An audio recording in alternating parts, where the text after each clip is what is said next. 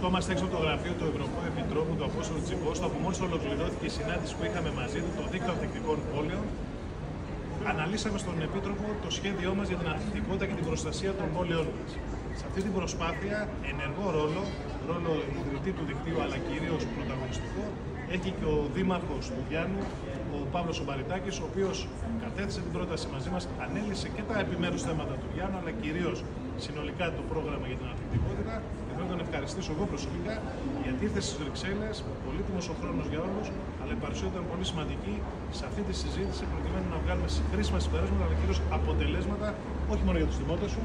αλλά για τους πολίτες όλης της χώρας. Ευχαριστώ τον πρόεδρο του δικτύου, τον Γιάννη τον Κωνσταντάκο, τον καλό δήμαρχο και όλους τους συναδέλφους δημάρχους που είμαστε σήμερα εδώ, στον Επίτροπο, τον Απόστολο τον Τσιγκώστα, που ευχαριστούμε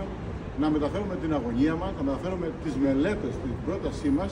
για την ενίσχυση των Δήμων μας. Για την ενίσχυση στην ανθεκτικότητα, για την ενίσχυση για την κλιματική αλλαγή, για την ενίσχυση δράσεων που έχουν να κάνουν με την προστασία του περιβάλλοντος. Ας ελπίσουμε ότι η φωνή μας από εδώ, από την Ευρώπη, την καρδιά των αποφάσεων, θα ακουστεί όπου πρέπει να ακουστεί, γιατί η πολιτική προστασία και γιατί η ενίσχυση των ανθεκτικότητα των πόλων νομίζω ότι μας αφορά όλους και κανείς δεν μπορεί να πει όχι σε όλα όσα σωστά, μελετημένα έχουμε προτείνει.